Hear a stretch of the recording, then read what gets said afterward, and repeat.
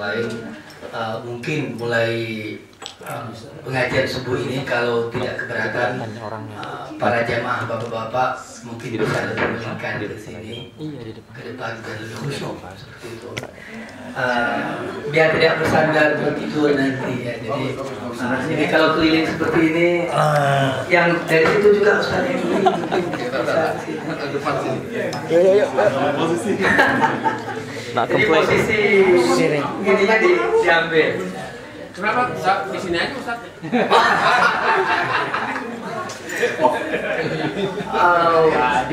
Kalau setuju, Namanya nggak usah.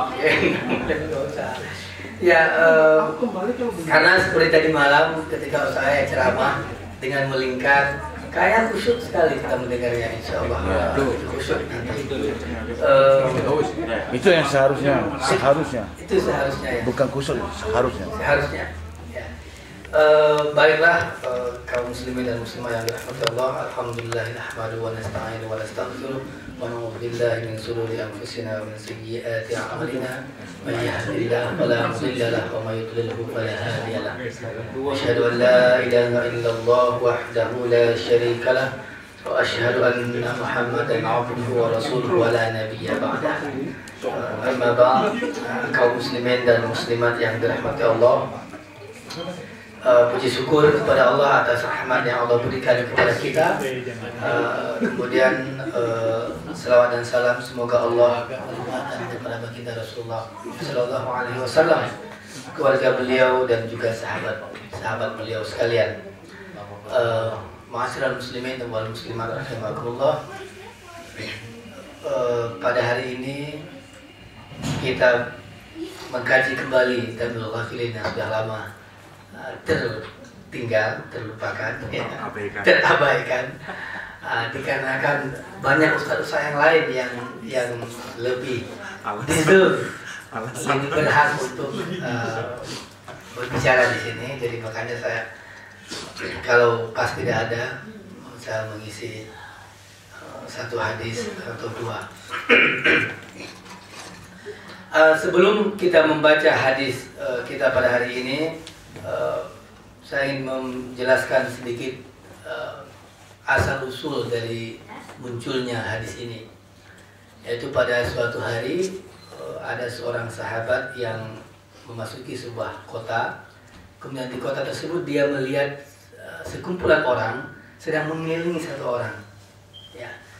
Kemudian dia mendekati dan bertanya siapakah orang tersebut, dan dia diperkenalkan bahwa itu Abu Hurairah. Kemudian dia mendatangi Abu Hurairah. Ketika Abu Hurairah selesai berbicara dengan para sahabat yang lain, dia mengatakan, ya Abu Hurairah, sudahkah engkau menyampaikan kepada saya satu hadis yang tidak disampaikan kepada kepada orang yang lain kecuali kepada engkau. Nah, Abu Hurairah kemudian mendekati si Muslim, sahabat ini, kemudian beliau berkata bahwa saya akan menyampaikan sebuah hadis, sebuah berita dari Rasulullah SAW yang tidak ada orang lain pada saat itu kecuali saya dengan beliau. Namun sebelum Abu Hurairah menyampaikan hadis tersebut, beliau menarik nafas yang panjang kemudian pingsan. Kemudian setelah siuman, beliau mengatakan hal yang sama. Kemudian sebelum beliau mampu menyampaikan pesan Rasulullah tersebut, beliau pingsan lagi sampai 3 kali pingsan. Ya. Pingsannya karena besarnya berita yang akan disampaikan oleh Abu Hurairah, pesan dari Rasulullah SAW. Cuma mirisnya hati saya ketika saya membaca hadis ini, kenapa saya nggak pingsan? Ya.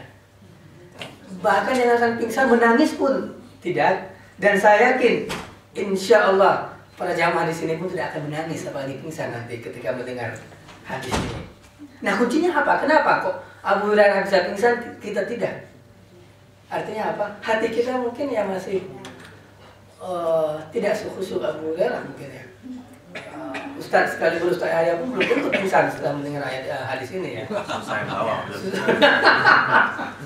Jadi itu, maka kita perlu mungkin memperhatikan kenapa sih hati kita ini sangat bebal ya dengan nasihat-nasihat?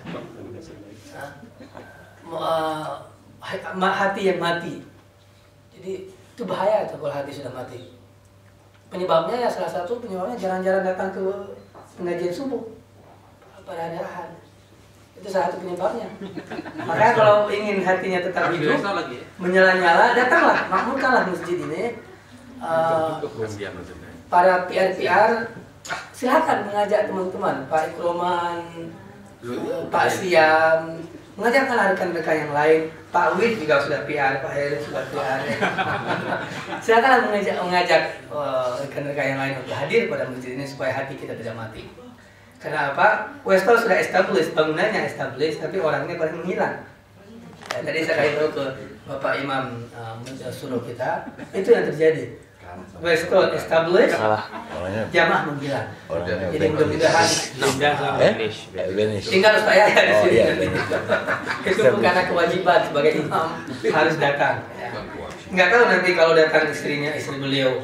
Saya tidak tahu. Itu tantangan saya sendiri. Nah, kita akan membaca hadis ini. Nah, kira-kira kita bisa khusyuk nggak dengan hadis yang disampaikan oleh Abu Hurairah ini yang pesan Rasulullah SAW.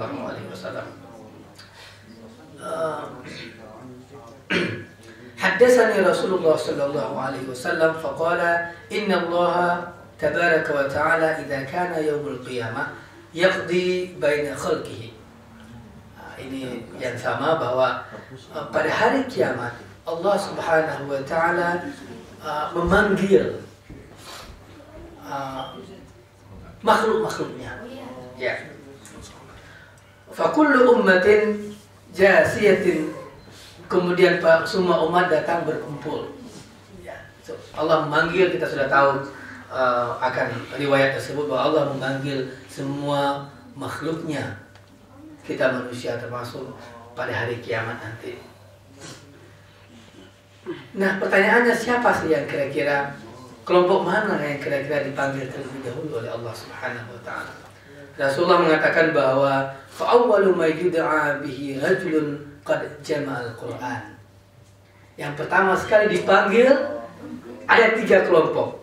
Kelompok yang pertama adalah orang-orang yang bisa membaca Al-Quran dengan sangat bagus, para qari-qari'ah, para hafizah. Itu pertama yang dipanggil oleh Allah Subhanahu wa ta'ala. Itu orang pertama. Yang kedua yang dipanggil oleh Allah Subhanahu wa ta'ala, wa rajulun qutila fi sabilillah. Kemudian orang-orang yang syahid dalam tanda kutip di jalan Allah Subhanahu wa ta'ala. Yang ketiga dipanggil wa rajulun kasirul mal. Yang ketiga adalah orang-orang yang banyak harta. Ini alhamdulillah jamaah masjid yang datang pada hari ini banyak harta semua ini. Saya lihat dari samping sini hampir semua banyak harta. Sebelah sini juga seperti itu, juga ibu-ibu di belakang. Alhamdulillah banyak harta. Ini kita ini orang yang dipanggil pertama oleh Allah Subhanahu wa ta'ala di hari kiamat nanti. Jamaah Al-Quran, orang yang hafiz Quran seperti Pak Hamim, hafiz, seperti Ustaz Yahya hafiz. Itu orang yang akan dipanggil pertama kali oleh Allah Subhanahu wa ta'ala, orang-orang seperti itu. Ya. Kemudian ya qutila fi sabilillah, enggak ada kita di sini ya yang syahid di jalan Allah. Not yet. Ya. Mungkin ya kesempatannya sedikit kali ya. Yang ada 2, yang banyak harta dan jamaah Al-Quran, hafizah, qari'ah. Ya. Itu orang yang 3 jenis manusia yang dipanggil oleh Allah Subhanahu wa ta'ala. Fa yaqulu Allah ta'ala lil qari. Kemudian Allah Subhanahu wa ta'ala mengatakan, bertanya kepada si qari ini, alam mu'allimka ma anzaltu ala rusuli? Tidakkah aku sudah mengajarkan kepada engkau apa yang aku turunkan kepada Rasulku? Qala bala ya Rabb. Si orang ini menjawab, ya wahai Tuhanku, bahwa engkau sudah mengajarkan kepadaku hafalan, bacaan yang bagus. Itu dari Allah Subhanahu wa ta'ala ya. kita bisa menghafal, kita bisa membaca Al-Quran dengan cantik, indah, itu dari Allah Subhanahu wa Ta'ala. Itu kata Allah. Bukankah aku sudah mengajarkan engkau kekuatan cara membaca Al-Quran yang baik, kekuatan hafalan yang baik? Kemudian seorang ini mengatakan, bala ya Rabb. Kemudian Allah bertanya lagi, qala famadza 'amilta fima 'allimta. Lalu engkau amalkan seperti apa? Apa yang sudah aku ajarkan kepada engkau? Nah, ilmumu ini kamu amalkan seperti apa? Itu pertanyaan Allah Subhanahu wa Ta'ala. Apa jawaban si qari ini? Qala kuntu aqumu bihi ana al-lail wan nahar. Aku terus mengajarkan kepada orang tiap malam, tiap hari, terus menerus aku ajarkan, aku sampaikan kepada orang, aku membaca Al-Quran itu dan segala macamnya. Itu jawaban dari si qari ini. Fayaqulullahu ta'ala lahu kazzabta. Allah mengatakan kazzabta, engkau bohong. Kalau engkau mengatakan bahwa ilmumu kamu gunakan untuk menyampaikan apa? Mengajarkan kepada orang lain. Kazzabta. Kata Allah, wa taqulul malaika kazzabta. Kemudian malaikat juga mengatakan kazzabta, bal aradta ay yuqalu fulanun qari'un faqad qila zalik.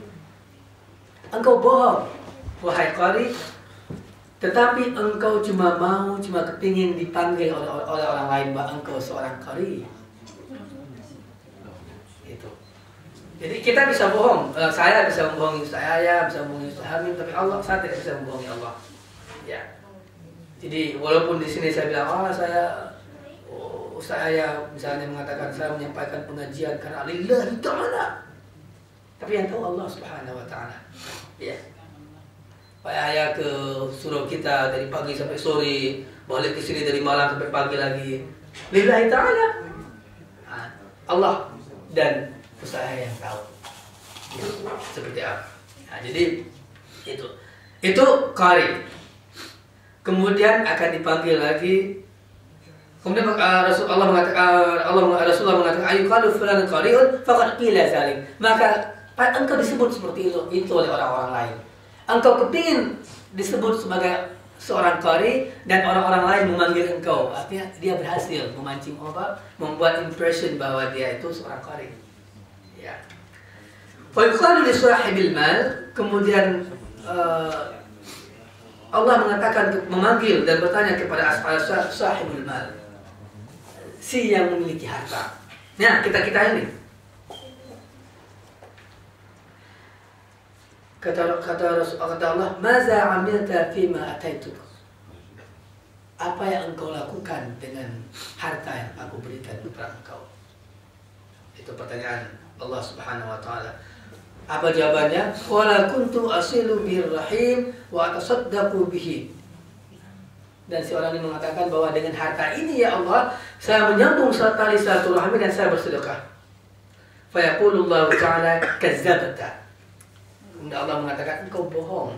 Wa taqul malaika kazzabta. Bal aradta ay yuqalu fulanan jawadun sahiyyun. Tapi engkau hanya kepingin disebut oleh orang lain bahwa engkau orang dermawan. Faqad qila zalik. Maka orang menyebutkan itu. Terkenalah dia seorang yang dermawan. Karena dia apa? Dia kepingin kedermawan. Dia hanya disebut dermawan. Di sedekahnya itu untuk orang lain supaya orang menyebut dia seorang, bukan orang dermawan, yang bahwa sebagai seorang dermawan. Kemudian dipanggil orang yang ketiga, wa yu'ta billadzi qutila fi sabilillah.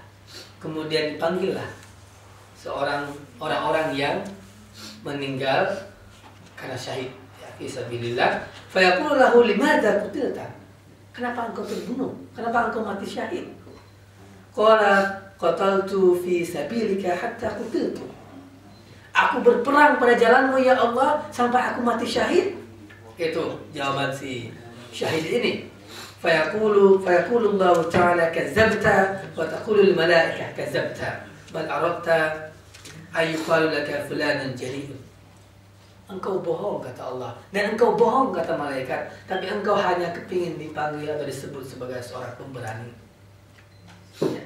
Faqad qila zalik, maka engkau mendapatkan panggilan tersebut. Nah, jadi ini ada 3 orang yang seolah-olah di dunia dia seorang yang dermawan, tapi ternyata keinginannya hanya ria'an nas, hanya ingin disebut oleh orang, ingin dilihat oleh orang. Ya. Begitu juga harta, begitu juga orang yang mengajarkan ilmu agama, yang membaca Al-Quran dengan cukup indah, tapi bukan karena Allah Subhanahu Wa Taala, tapi karena ingin disebut seorang qari. Itu sangat. Kemudian apa setelah itu? Kata Rasulullah SAW. Summa daraba Rasulullah sallallahu alaihi wasallam biyadihi ala rukbati. Kemudian Rasulullah menepuk pundaknya Abu Hurairah. Kemudian Rasulullah mengatakan, Ya Aba Hurairah, ulaika thalatha awwalu khalqillah ta'ala tash'aru bihi minna. Wahai Abu Hurairah, itulah 3 jenis manusia nanti di hari kiamat yang paling cepat dimasukkan oleh Allah ke dalam neraka. 3 orang itu, 3 orang jenis itu, yang kelihatannya quote and quote are very good person, very good people, yang kelihatannya di depan mata manusia, tapi sebenarnya mereka berbohong. Kemudian hadis ini, fabalagha zalikal khabar ila Muawiyah, fabaka bukaan syadidan. Kemudian disampaikanlah berita ini kepada Muawiyah, dan Muawiyah menangis dengan tangisan yang cukup besar. Kemudian dia mengatakan, wa qala sadaqallahu wa rasuluhu, summa qara'a hadhihi al-ayah. Kemudian dia membaca ayat ini, man kana yuridul hayatud dunya wa zinataha nuwaffi ilaihim a'malahum fiha wa hum fiha la yubkhasun. Barang siapa, kata Allah, yang menginginkan kehidupan dunia. Apa maksudnya menginginkan kehidupan dunia? Perbuat pekerjaan dia, amalan dia itu hanya kepingin dilihat oleh orang lain supaya dia mendapatkan manfaat di dunia ini. Dia ceramah ke sana ke sini, petantang-petantang pakai baju gamis seperti ini, pakai topi supaya dianggap alim oleh orang lain dan dihormati. Kemudian ya dihormati, diposisikan dengan posisi yang mulia. Dia hanya ingin itu. Dia ingin dunia. Dan bagi orang yang ingin dunia dan perhiasan dunia tersebut, nuwaffi ilaihim a'malahum fiha wa hum fiha la yubkhasun. Kami permudah amalan dia itu untuk dunia, kata Allah. Dan dia tidak sedikit pun tidak akan dirugikan. Ya. Kita permudah, kata Allah Subhanahu wa taala. Ulaika alladzi laisa lahum fil akhirah illa an-nar. Tapi mereka itu tidak mendapatkan apa-apa di akhirat kecuali yang neraka itu. Wa habita ma sana'u fiha wa batila ma kanu ya'malun. Dan batal semua apa-apa yang sudah diperbuat dalam dunia ini. Amalan puasa kita, amalan zakat kita, amalan sholat kita, kalau lihat an-nas semua batal. Dan hadis ayat ini sama dengan ayat yang pernah saya bacakan ketika khutbah kemarin. Nah, ini Pak Ikroman dengar apa ayatnya Pak Ikroman? Ini ngetes nih. Ayat apa yang saya bacakan kemarin? Pas. Ya ada ayat kemarin yang mirip dengan ini. Kata Allah apa? Saya lupa.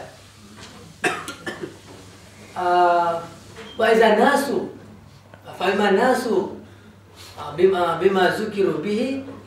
Kata Allah, apabila orang-orang itu lupa dengan apa yang aku beri, yang aku ingatkan, kata Allah, fatahna abwaaba kulli syai'in, maka kami akan bukakan pintu kebaikan, semua pintu kebaikan kepada orang tersebut. Ya.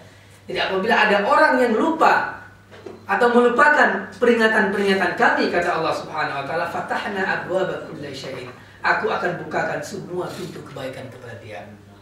Hatta farihu bima Ba'utu, sampai dia itu sangat gembira, sudah terbuai dengan kenikmatan itu. Akhadna baghtatan wa hum mublisun, kata Allah. Maka kami akan siksa dengan siksaan yang sangat pedih. Jadi ini kalau kita kepingin kehidupan dunia, amalan kita hanya untuk dunia, Allah kasih itu.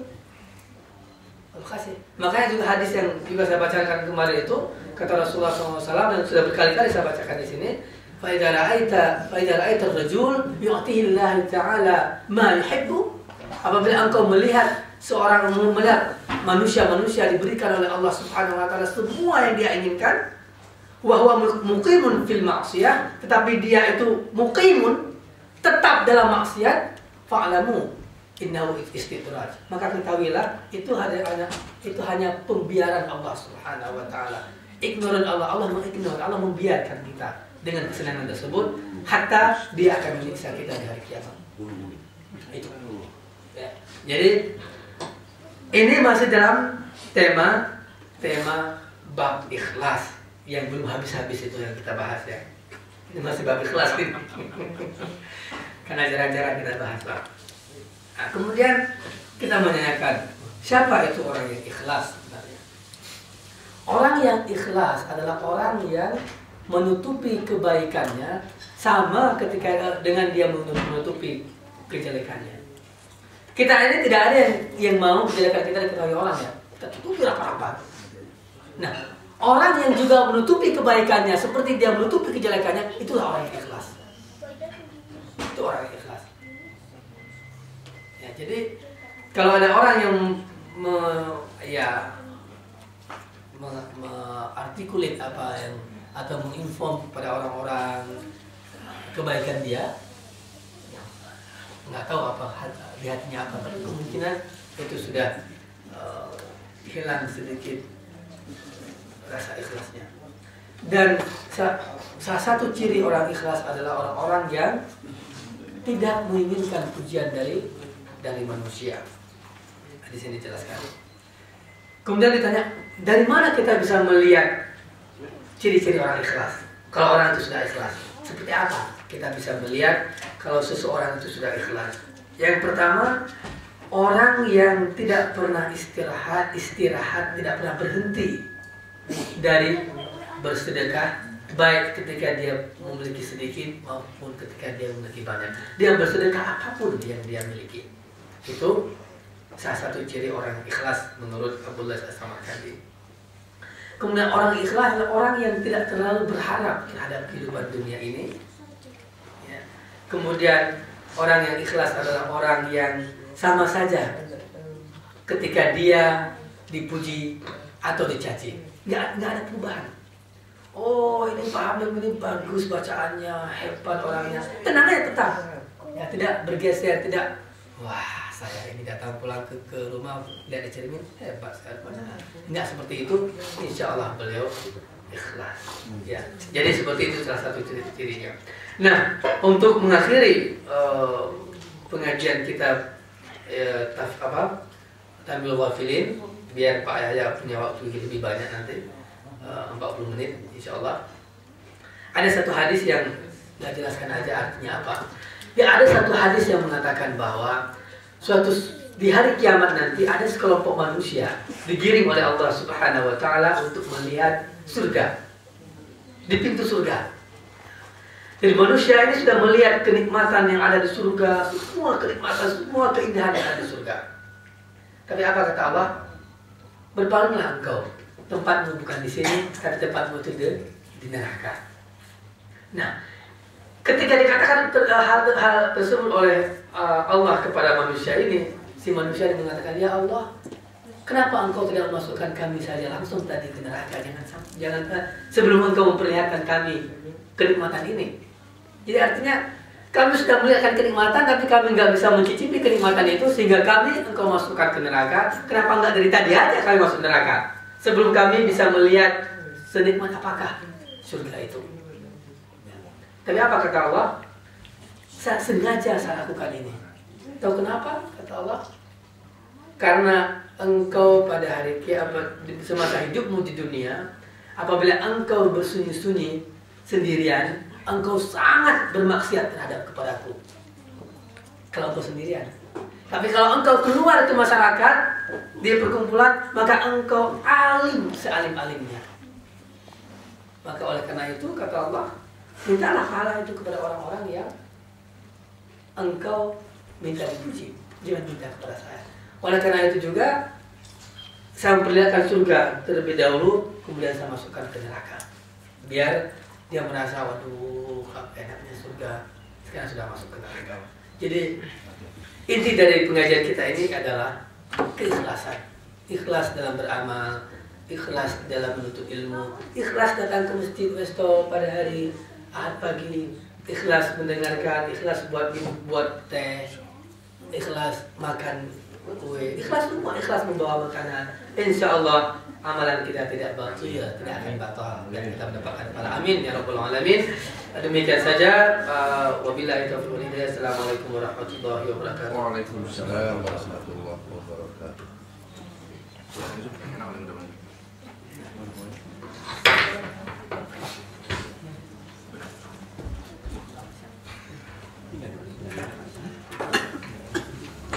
Sudah bisa ini aja.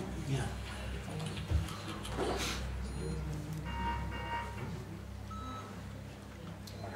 Ya, silakan.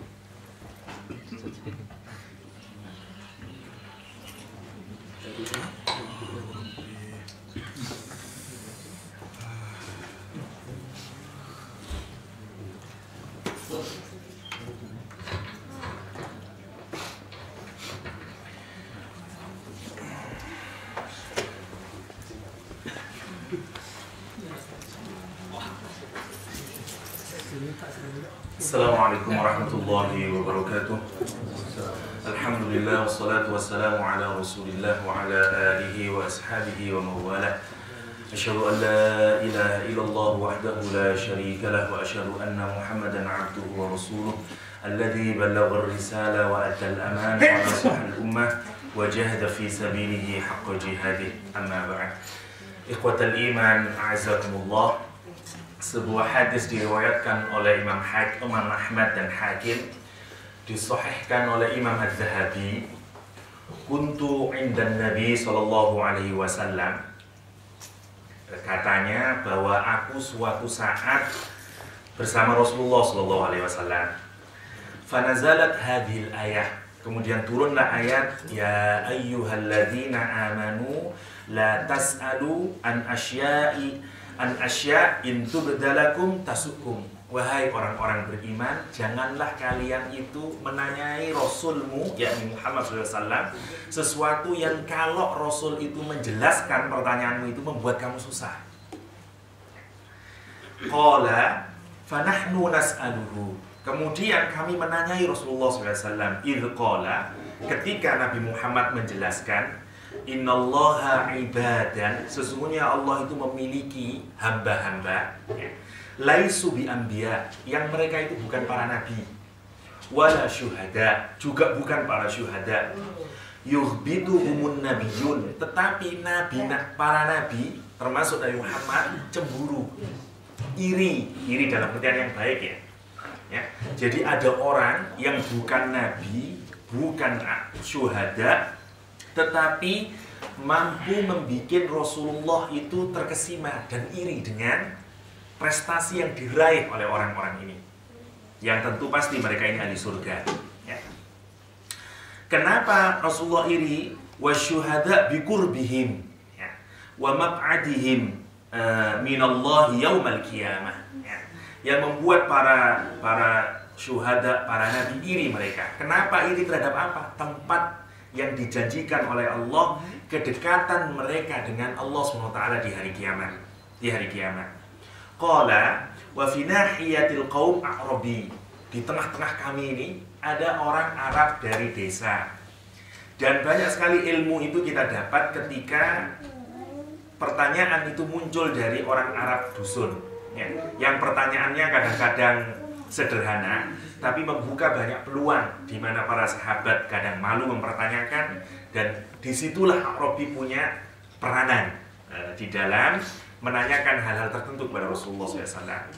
Kemudian dia tanya, menjelaskan siapakah itu ya Rasulullah dan seterusnya. Qala fara'aitu fi wajhin nabi al-bushra al-basharu. Aku kemudian melihat wajah Nabi itu menampakkan kegembiraan. Senang Rasulullah dengan pertanyaan Arabi itu. Apa pertanyaannya? Dia ingin bertanya, manhum ya Rasulullah, siapa mereka itu? Hum, kata Rasulullah, ibadun min ibadillah, mereka itu adalah hamba dari hamba-hamba Allah SWT, min buldanin syatta, dari negeri yang jauh sana, antah berantah sana, wa qabailu syatta, wa qabaila syatta, min syu'ubil qabail, ya, dari kabilah sana, enggak tahu, masing-masing ini tidak ada yang tahu. Satu dari Siregar misalnya, satu dari Jawa, tidak ada yang tahu, tidak pernah ketemu sebelumnya.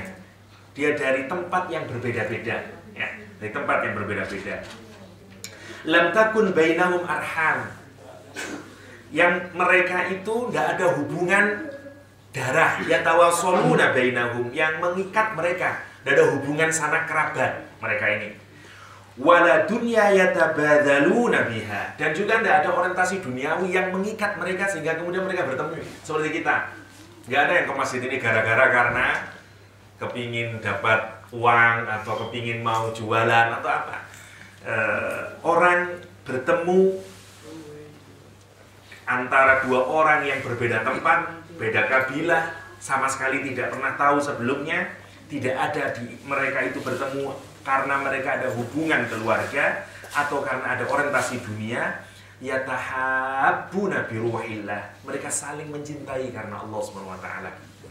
Yaj'alullahu wujuhahum nuran, Allah akan menjadikan wajah orang itu nanti bercahaya di hari kiamat. Wa yaj'al lahum manabir min lu'lu' quddaman nas, nanti Allah akan menjadikan mereka itu memiliki mimbar-mimbar, tempat-tempat yang terbuat dari permata di surga. Yabza'un nas wala yabza'un, ketika orang semuanya takut, bingung, dia tidak ada yang takut. Wa yakhafun nas wala yakhafun, ketika orang takut, dia tidak takut. Lihat hebatnya orang yang saling mencintai karena Allah Subhanahu wa taala. Semoga kita semuanya ini yang datang, saya sebelumnya tidak pernah ketemu dengan Bang Jul, ya, yang marga Aceh nih, ya, keturunan Gam misalnya. Ya, kita semuanya tidak tahu, saya tidak tahu dengan Bang Nil, saya nggak tahu, kita semuanya tidak ada yang tahu.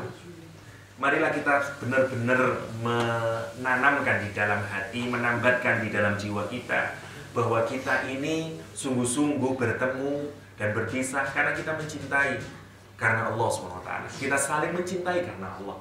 Ternyata ada banyak amal yang memampukan kita ini menjadi ahli surga. Ya.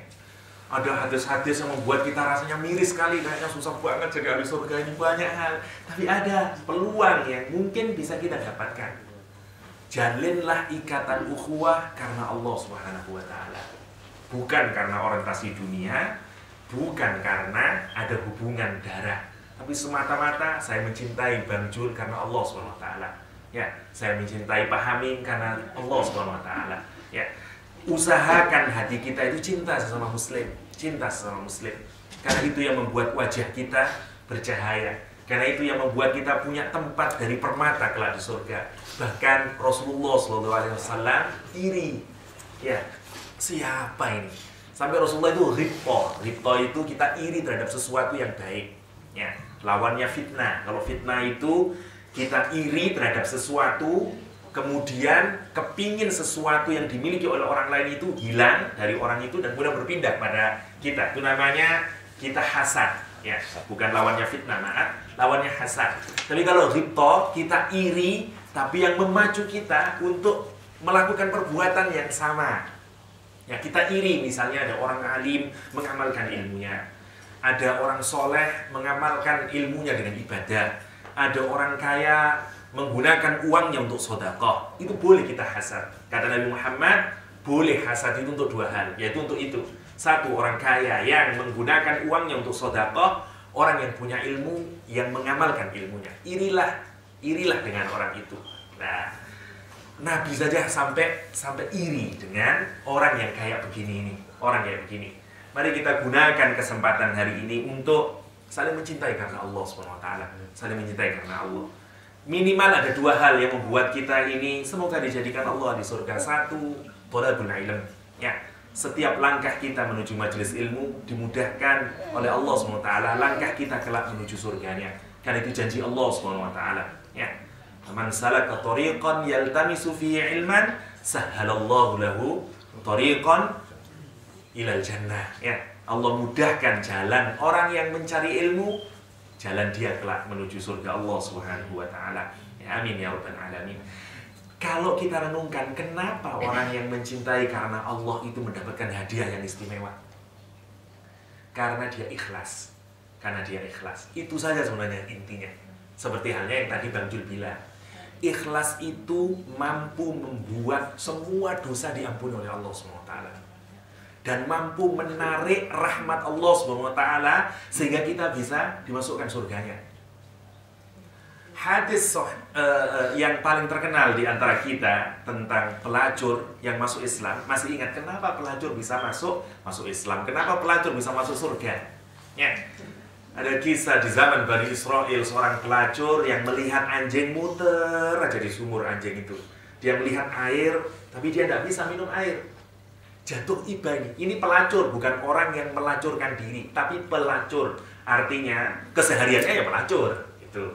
Kalau orang melacurkan diri itu kan kalau seminggu sekali, sebulan sekali, itu namanya melacur. Kalau ini pelacur, ya sama dengan penyanyi dan menyanyi. Ya. Kalau Bang Jul ini menyanyi, khas untuk di kamar mandi. Ya. Nah, ini pelacur. And yet dia bisa menarik rahmat Allah SWT sehingga dia masuk surga. Masuk surga sebagaimana yang diterangkan di dalam hadis. Kenapa? Karena amal yang dia lakukan, meskipun hanya mengasih air minum kepada anjing, dia lakukan dengan ikhlas. Apa buktinya kalau anjing itu ikhlas? Oh, kalau pelacur itu ikhlas. Satu, dia beramal tidak butuh terima kasih kepada anjing. Ya. Dia beramal itu benar-benar tidak minta anjing itu terima kasih, say thank you, hey, tidak mau dia. Itu cirinya, ciri orang ikhlas itu. Dia tidak dilihat oleh orang.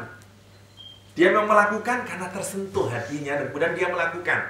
Tidak ada hubungannya dengan ini ada orang ini, ada peri kehewanan misalnya. Nggak ada dia.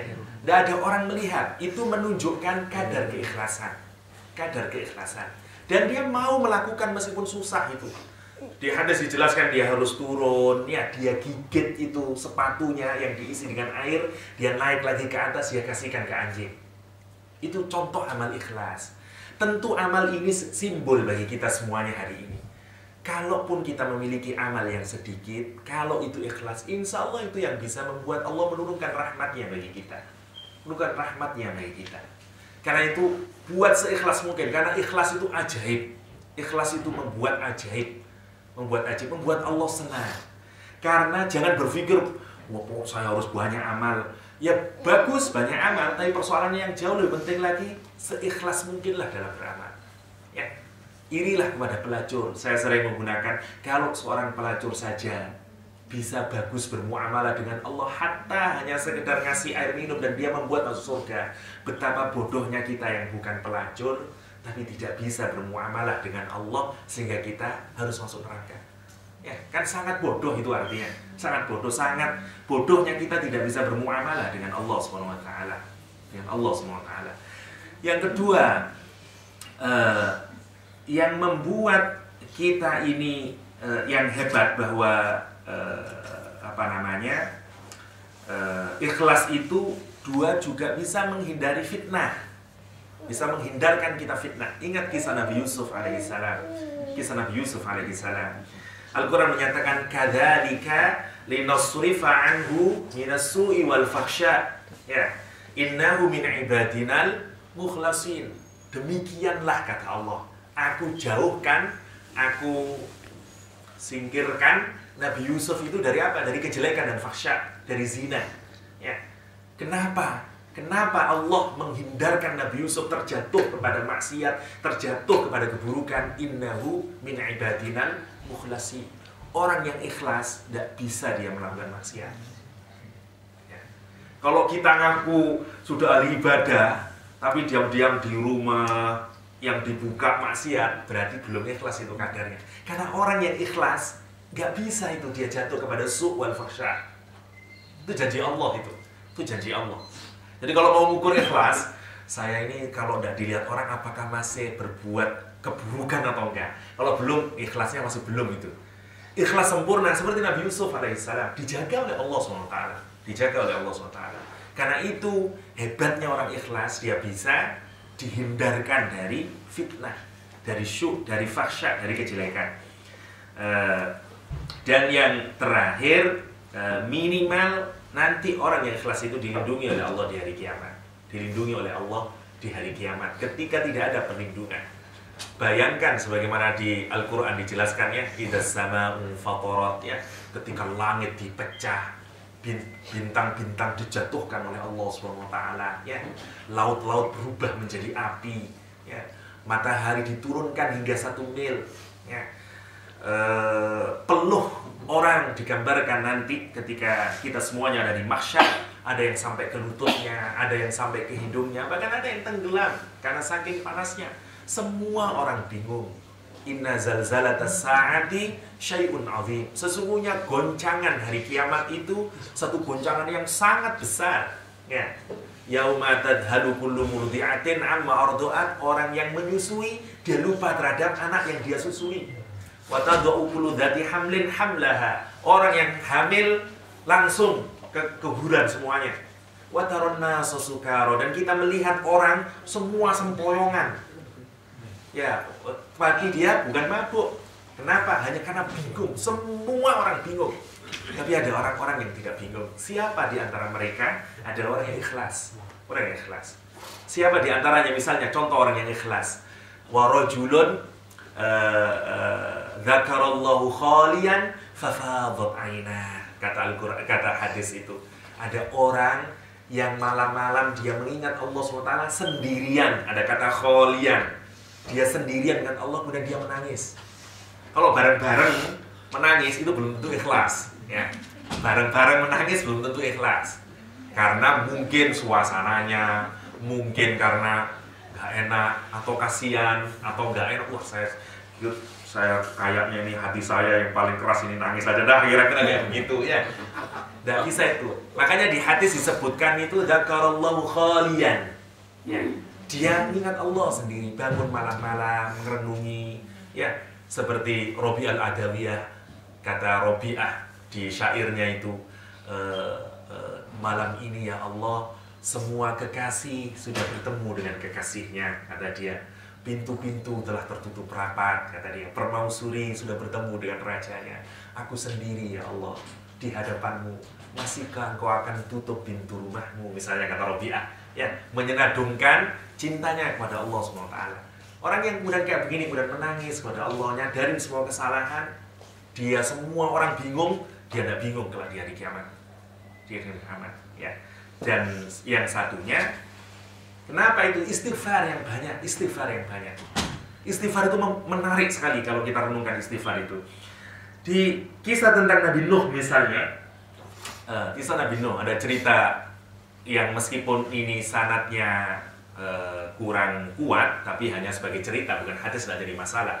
Imam Ahmad bin Hanbal pernah di Baghdad itu malam-malam musim dingin, dia ke masjid, ya. Sudah malam ini tidak ada orang, hanya ada penjaga masjid. Dia mau sholat di masjid, masjidnya sudah ditutup. Kemudian mau tidur di emperan masjid itu, habis sholat sama penjaga masjid, karena dia tidak tahu itu Imam Ahmad bin Hanbal, ya. Mungkin namanya terkenal, tapi kan dulu kan belum ada VCD, DVD, jadi belum ada kasetnya Imam Ahmad bin Hanbal dulu. Nggak tahu. Jadi kemudian yang menarik, nggak dibolehkan. Jangan di sini, tidur di sini, kira-kira kayak gitu, ya. Nggak boleh. Akhirnya pergi Imam Ahmad bin Hanbal, ketemu dengan orang miskin yang bikin roti, bikin hubush. Kemudian disuruh mampir ke rumahnya, tidur aja di rumahnya. Oke, mau Imam Ahmad bin Hanbal. Orang penggiling bikin roti ini, setiap dia bikin itu ngolah bahannya, dia bilang astagfirullahaladzim, astagfirullahaladzim, astagfirullahaladzim. Setelahnya gitu. Imam Hanbal merhatikan aja, menarik orang ini, ditanyain terus, wahai fulan, kenapa kamu baca istighfar terus menerus? Dan apa yang sudah yang diberikan oleh Allah kepadamu dengan amalmu itu, Kata orang itu, Alhamdulillah, setiap saya berdoa semua dikabulkan oleh Allah SWT. Karena istighfar saya. Hanya tinggal satu yang belum dikabulkan oleh Allah, kata dia. Apa itu? Saya berdoa kepada Allah, saya ingin ketemu dengan Imam Ahmad bin Hanbal yang ahli hadis itu, kata dia. Padahal ya saya ini Imam Ahmad bin Hanbal. Karena istighfar itu hebat sekali. Makanya misalnya Hasan al-Basri seorang tabi'in, tapi ini besar-besar itu kan yang kemarin seperti saya ceritakan, Sa'id bin Musayyib, ya, Hasan Bisri. Tetapi yang paling hebat di kalangan tabi'in, meskipun ada yang paling alim, misalnya kayak Sa'id bin Musayyib, yang paling hebat lagi siapa? Uwais Al-Qarni. Uwais Al-Qarni tidak terkenal, tidak satu pun hadis diriwayatkan dari Uwais Al-Qarni. Tidak jago ilmu Uwais Al-Qarni ini. Ya, kalau Sa'id bin Musayyib kemarin saya ceritakan kan kayaknya, waduh susah sekali kayaknya saya ngikutin. Tapi enggak begini, ini apa yang saya miliki, ilmunya terlalu hebat, ya. Tapi ada Uwais Al-Qarni, nggak ada riwayat hadis dari Uwais Al-Qarni, ya. Tetapi Rasul menyutukan khairut tabi'in Uwais Al-Qarni, kata Nabi Muhammad. Sebaik-baiknya tabi'in itu Uwais Al-Qarni. Ya. Apa rahasianya Uwais Al-Qarni kok paling hebat? Karena dia orang yang paling ikhlas. Yang nggak mau dipuji oleh orang. Bahkan di kampungnya dia sering dihinakan orang. Nggak tahu, semua orang derajatnya di mata Allah dia sangat tinggi. Di kampungnya dia tukang dihinakan oleh orang. Ya, saya pernah cerita tentang Uwais Al-Qarni, tapi singkatnya oleh Rasulullah diperintahkan, Abu Bakar, Umar diperintahkan, kalau kamu ketemu Uwais Al-Qarni, minta doa kepada Uwais Al-Qarni. Sehingga cerita Rasulullah sudah mati di masa pemerintahan mulai zaman Abu Bakar, Umar itu sudah menunggu-nunggu. Setiap ada rombongan dari Yaman, ya, seperti Sultan, pulang sudah. Dia dari suku Qarni itu, ya. Jadi dia selalu cari, nggak ada lagi. Sampai di masa pemerintahan dia ketemu itu. Ada Uwais Al-Qarni, ada orang yang namanya Uwais Al-Qarni. Kata orang yang rombongan ini, kayaknya ada itu yang tukang bawa unta. Dia tugasnya nyuci piring.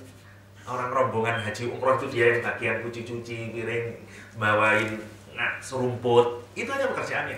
Gak ada orang yang tahu dia ini orang yang dekat sekali prestasinya di hadapan Allah SWT, yang dipuji oleh Rasulullah. Bahkan Umar bin Khattab disuruh minta doa sama Uwais Al-Qarni. Bayangkan itu derajatnya. Uwais Al-Qarni itu dulu punya penyakit baros, penyakit belang-belang putih-putih itu.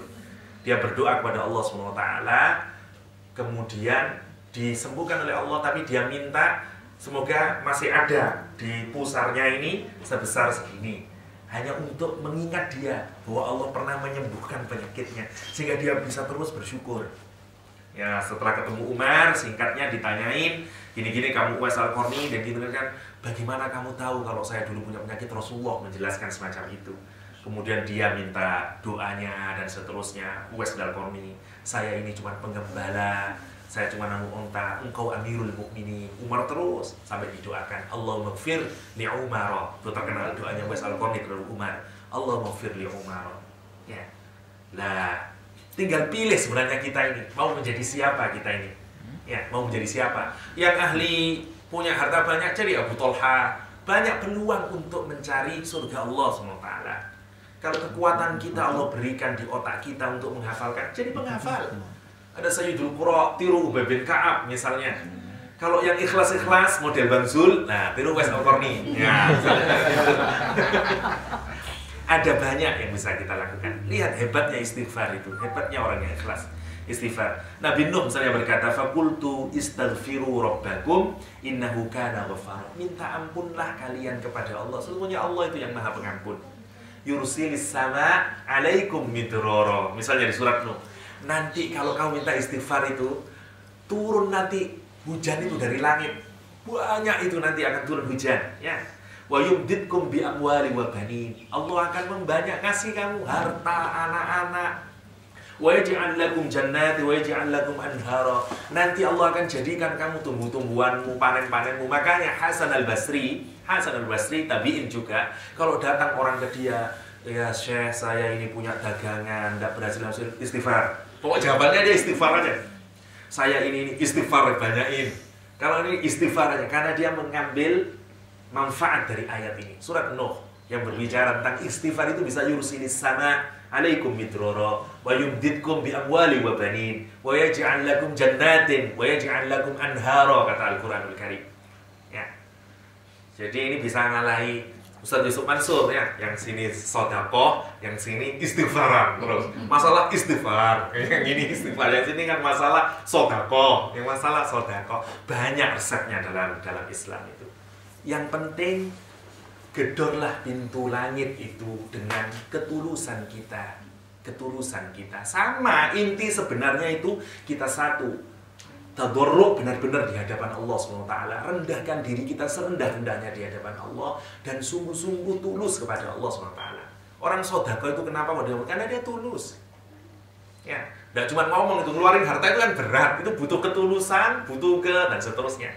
Sama, yang tidak punya harta gimana? Saya tidak punya harta, istighfarnya banyakin aja. Kata Ibnu Taimiyah, kalau saya ini judet. Nah, judet itu alias stuck ya. Sudah get stuck itu nggak bisa lagi mikir. Kata Ibnu Taimiyah, aku melafalkan astagfirullahaladzim, nggak tahu berapa lah. Nanti akan keluar, dapat ilham lagi ya. Sebanyak-banyaknya wong Nabi saja 100 kali untuk beristighfar. Kita ya menggelepar terus ya. Itu hebatnya. Jadi banyak cara untuk menjadi ahli surga. Hari ini kita satu saja, ikhlas mengantarkan kita masuk surga. Saling cinta mencintai karena Allah SWT. Ini hebatnya. Yang hari ini juga sudah mulai tipis ya, karena ikatan antar manusia itu hari ini diikat oleh harta, diikat oleh pekerjaan, diikat oleh suku ya. Jarang benar-benar orang mencintai karena sama-sama karena Allah Subhanahu wa taala. Ya. Nah, cari peluang. Ini kan tidak terlalu berat lah gampangannya. Cocok ini. Untuk saya cocok ya. Pokoknya cintai orang muslim setulus mungkin karena Allah Subhanahu wa taala. Setulus mungkin karena Allah Subhanahu wa taala. Gimana cintanya itu? Ya, kalau dia berbuat maksiat, tegur dia, arahkan dia seperti kita melihat diri kita sendiri. Seperti kita melihat diri kita sendiri.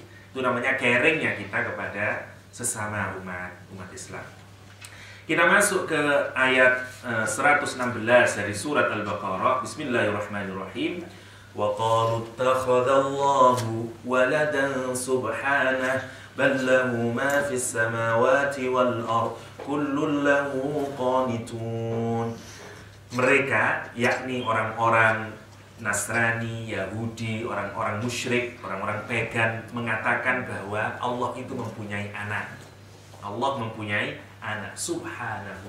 Maha suci Allah SWT. Kenapa subhanahu itu setiap ada pernyataan yang jelek, sifat-sifat yang jelek yang diatributkan kepada Allah, kita kemudian disuruh Al-Quran menggunakan kata subhanallah. Subhanallah itu sebenarnya berasal dari kata sabaha yang berarti kayak berenang. Orang berenang itu meninggalkan tempat awalnya, kemudian dia makin menjauh. Ya, nggak ada orang berenang mundur itu. Ya, dia terus makin menjauh.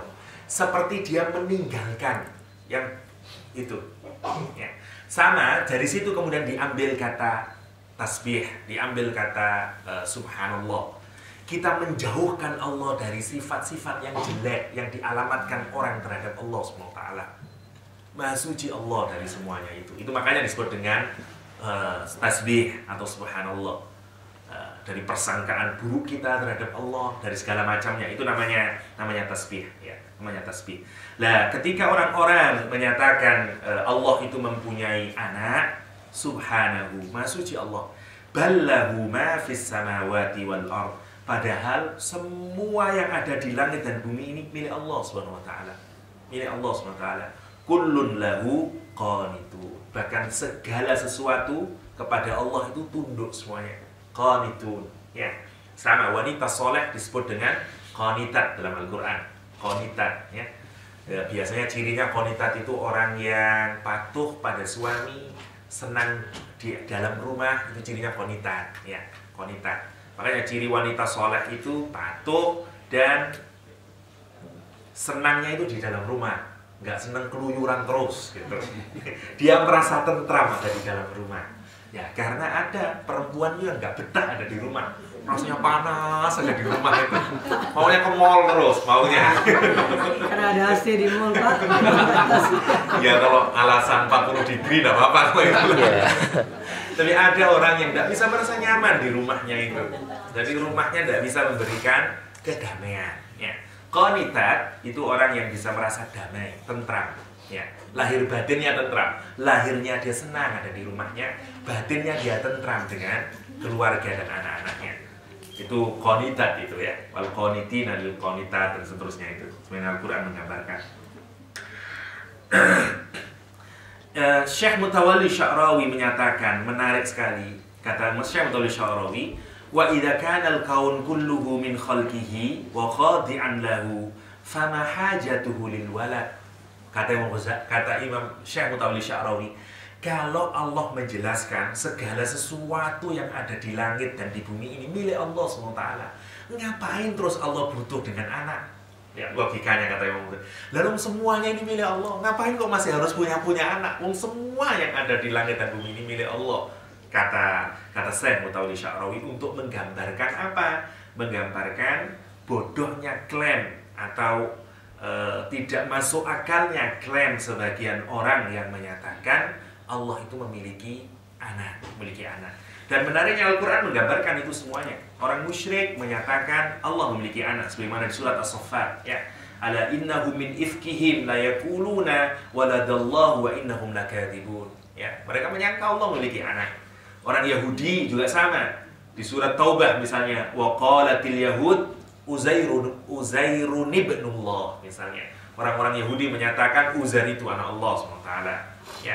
Orang Nasrani misalnya menyatakan di surat Taubat wa qalatin nasara al-masihu ibnullah. Al-Masih itu atau Nabi Isa dianggap sebagai anaknya Allah misalnya. Atau surat Maryam misalnya yang menggambarkan bagaimana Nabi Isa dianggap sebagai anak Tuhan, yang ini semuanya dibantah oleh Al-Qur'an.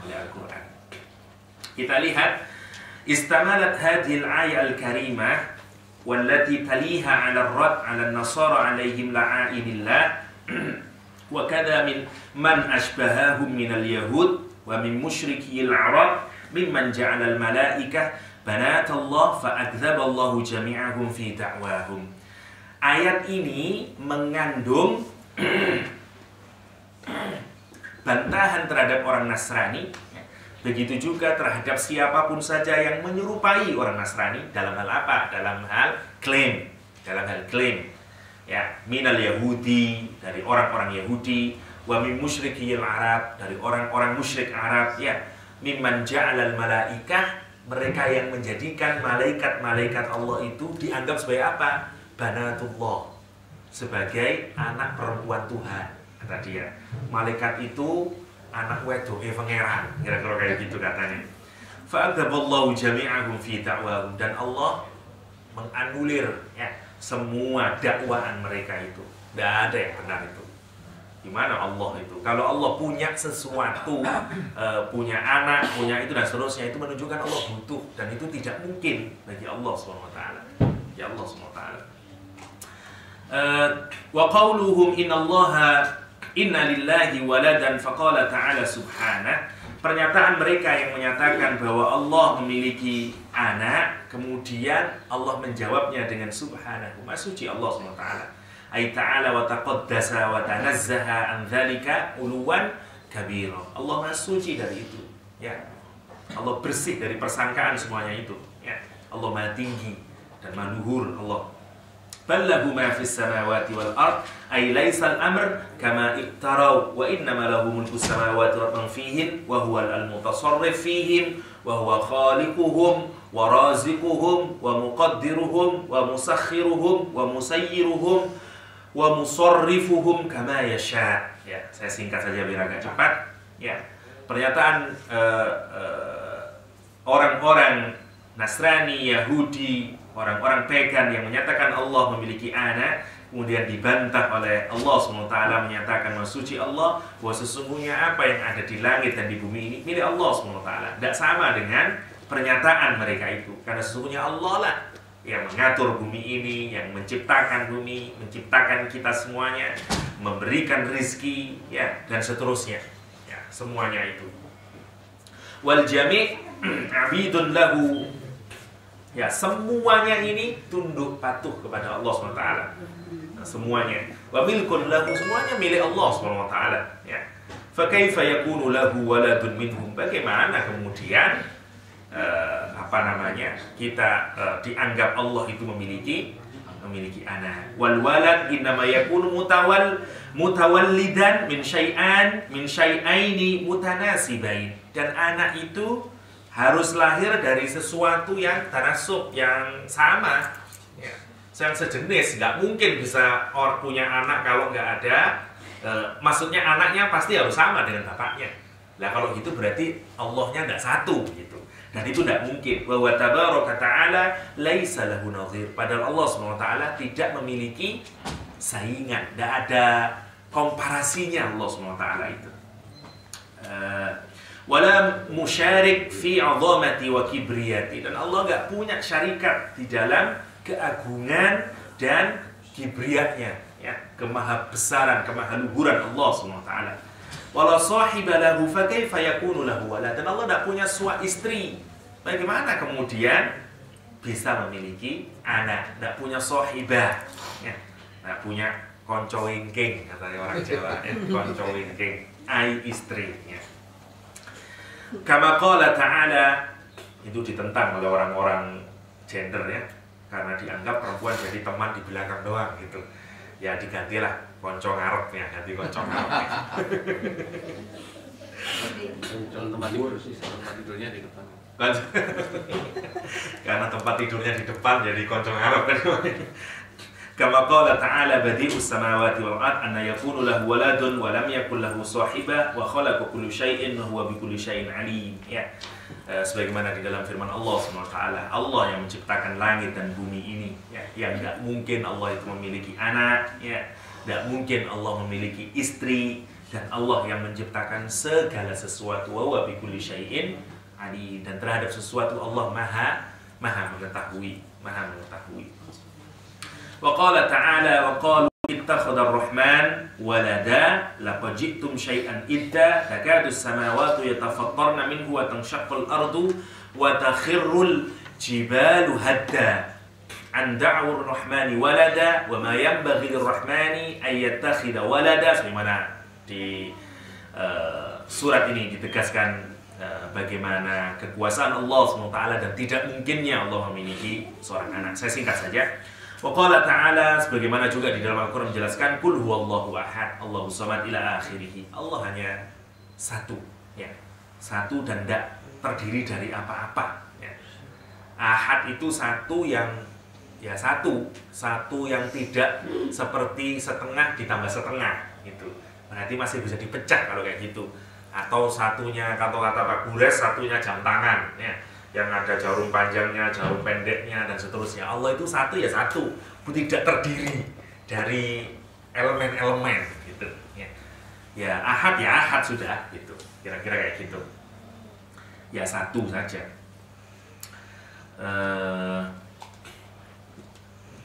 Mana ini? Walihada qala al-Bukhari fi tafsiri hadhihi al-ayat, dan karena itu Imam Bukhari menjelaskan di dalam menafsiri ayat ini dengan mengutip hadis dari Ibnu Abbas an Nabi sallallahu alaihi wasallam, qala Allah taala kadzdzabani ibnu Adam wa lam yakun lahu dzalik. Anak-anak Adam itu, ya, manusia itu berbohong kepadaku, kata Allah SWT. Padahal aku nggak punya itu. Apa yang dia klaim kepada saya itu, saya nggak seperti itu, kira-kira kayak itu. Wasyatamani walam yakun lahu dzalik. Dan mereka insult, apa insult itu? Mencaci, menghinaku, dan padahal aku tidak seperti yang mereka hina itu, ya. Fa amma takdzibuhu iyaya, adapun pendustaan manusia itu terhadapku, kata Allah SWT, fa yaz'um anni la aqdiru an u'idahu kama kan, ya. Sangkaan mereka bahwa Allah itu dianggap tidak mampu mengembalikan sebagaimana kita ini Ya, nanti tidak mungkin kita ini akan diciptakan lagi seperti ini dan seterusnya. Itu klaim bohongnya manusia terhadap Allah SWT. Ya. Wa amma syatamuhu, adapun apa tadi cacian hambaku itu iya ya kepadaku, faqauluhu innali waladun innali waladan fa subhani an ittakhadha sahibahu sahibatan aw waladan. Ya. Cercaan bahwa Allah itu memiliki anak dan memiliki istri. Allah Maha suci dari semuanya itu. Allah Maha suci dari semuanya itu. Infarada bil Bukhari min hadzal wajh. Ada lagi hadis dari Imam Tirmidzi, datangnya dari Abu Hurairah. Sama hadisnya, saya skip saja karena intinya sama saja. Wa fi sahihain, dan di Sahih Bukhari ya, dan Sahih Muslim, Rasulullah sallallahu alaihi wasallam, Rasul menyatakan la ahadun asbaru ala adza sami'ahu minallah. Ya, tidak ada di kolong langit ini orang yang lebih sabar menerima cemoohan melebihi Allah Subhanahu wa taala. Ya.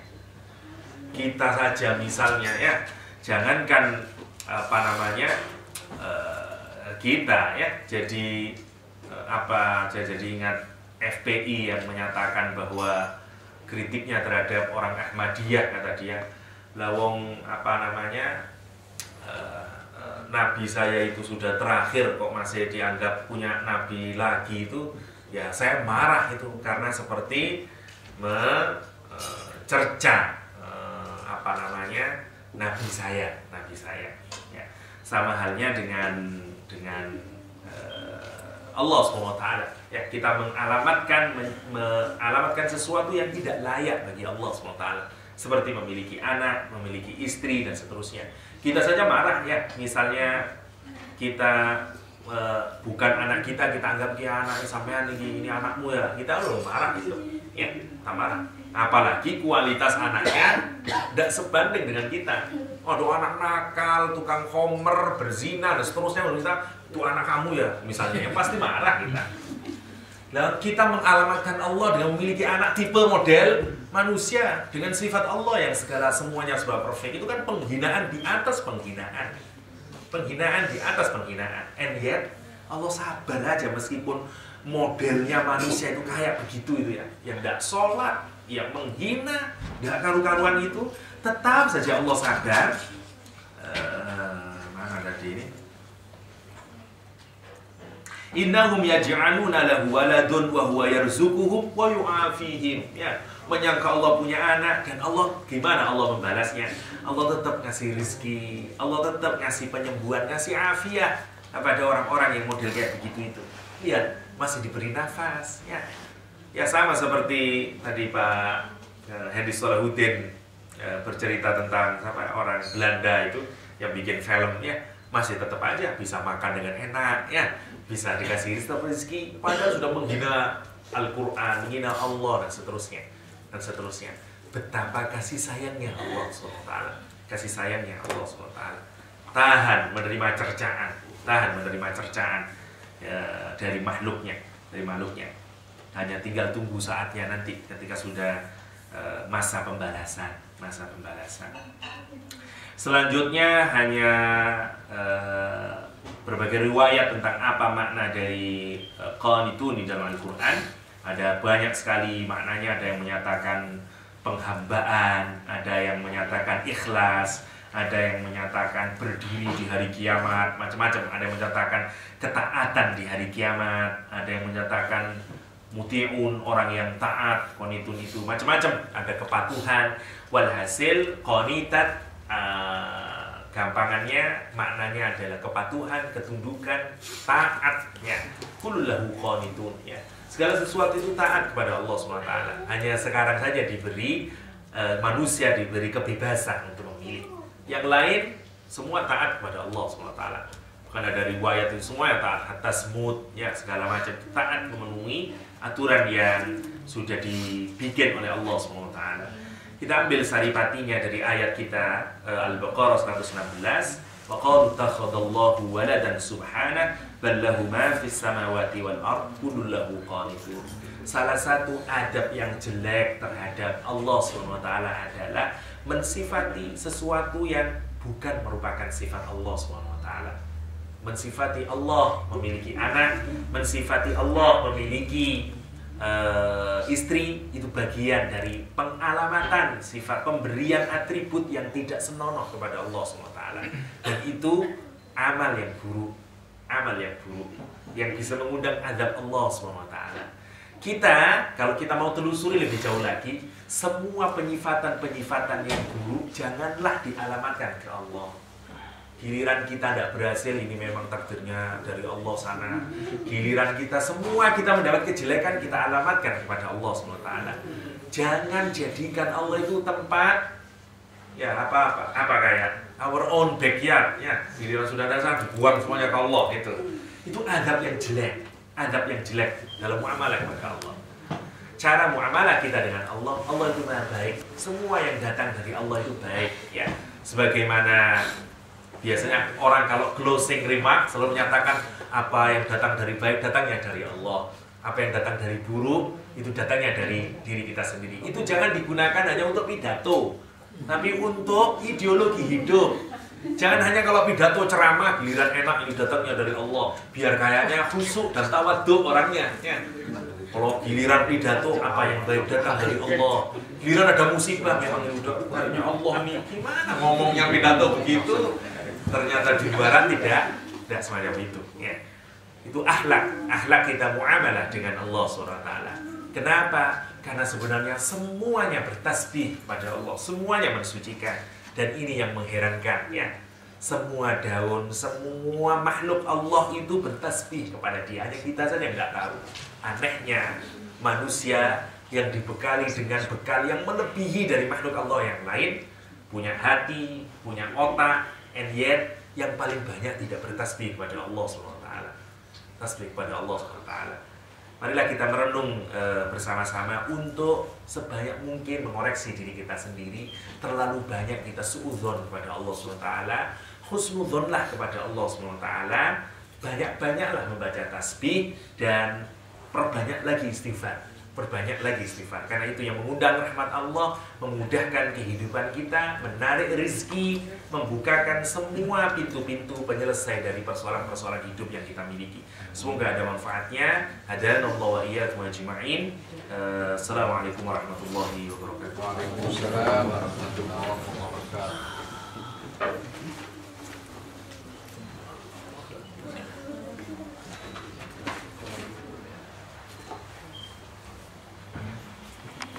Yes. Be careful.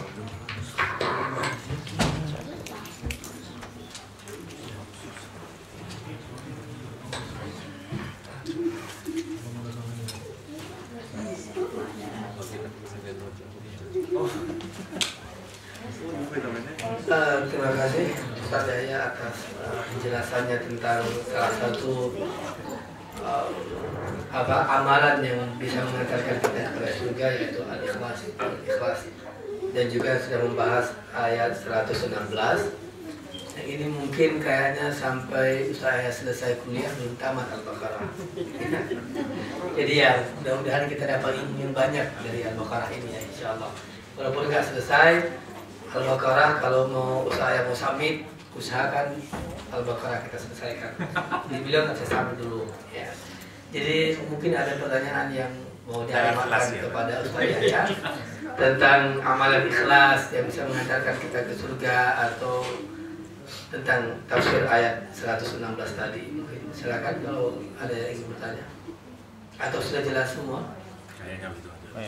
Sudah ikhlas semua menerima apa yang disampaikan oleh Ustaz Yahya. Kalau masih ada yang tidak ikhlas, nanti sambil mencicipi makanan kita akan lagi.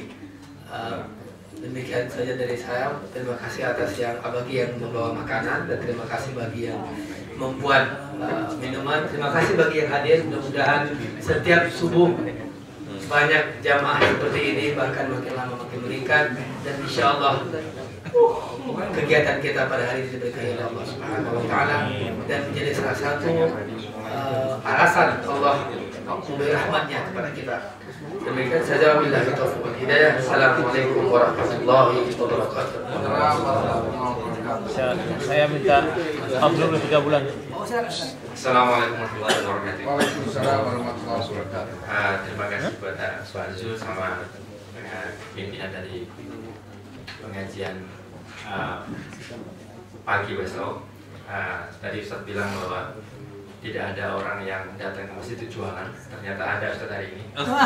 Karena saya diamanatkan oleh pimpinan dari IMCC, Pak Imam Malik yang ada di situ, sama Imam Besar Surah kita, Pak Harim Al-Jufri, untuk menginformasikan kepada Bapak Ibu sekalian bahwa IMCC dan Surah kita memberikan kesempatan kepada Bapak dan Ibu untuk berinfak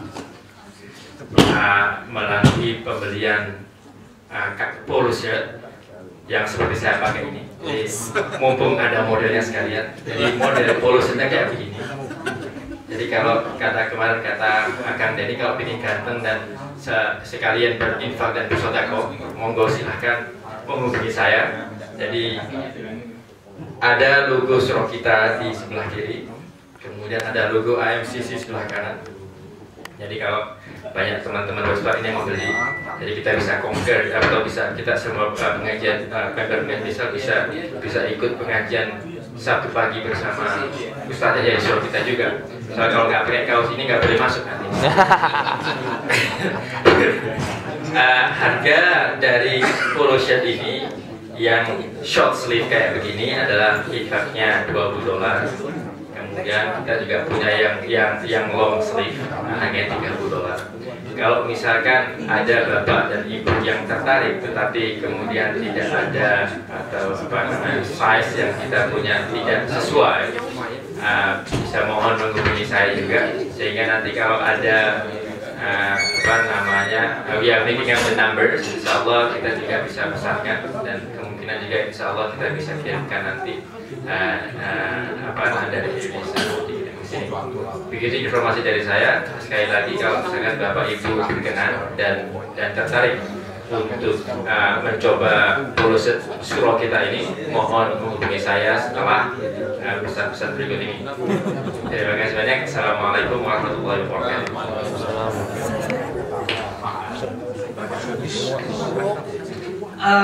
Terima kasih Pak Surah kita, weh. Tugas. Mudah-mudahan jamaah ini semua pakaian baju menambah budgetnya. Dimulai dari Pak Zul. Insya Allah kalau ada size-nya Pak.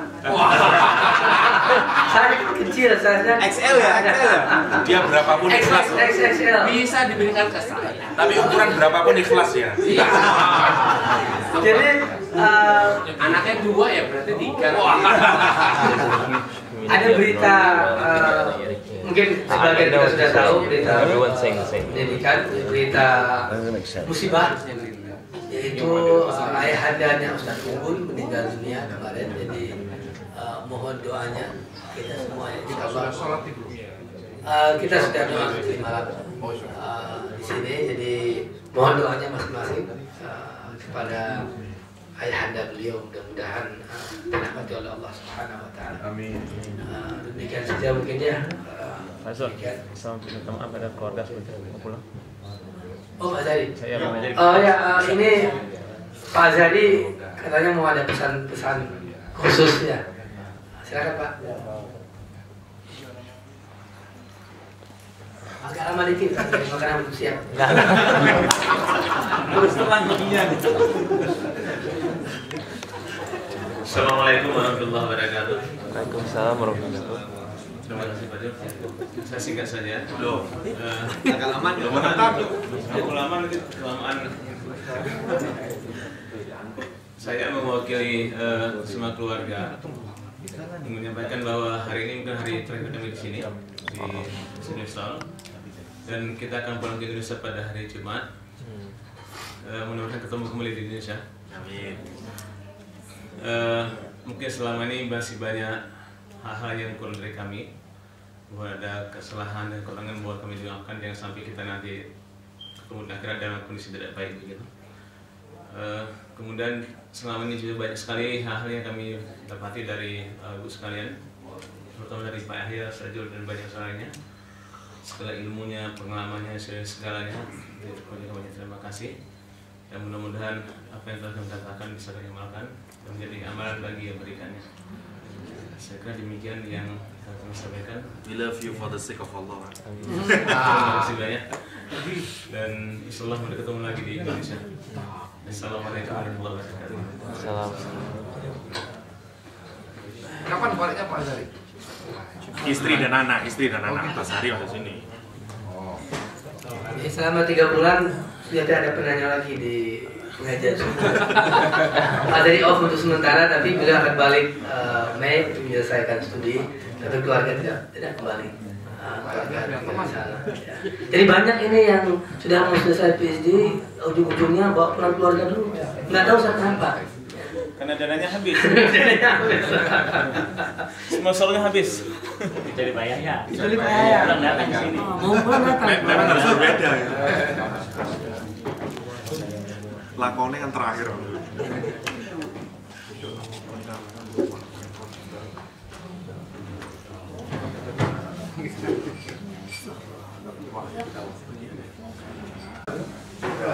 Sudah memberikan sumbangan sebagian jamaah untuk mengingatkan beban Ustaz Bungkul.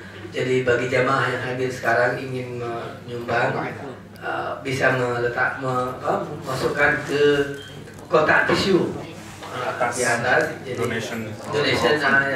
Silakan nanti kalau mau menyumbang demikian. Dari surau kita ya. Yes, it's way past. Hasil berjalan terus berapa persen? Way past. No, not way. 20, 30. Soalnya memakai tempat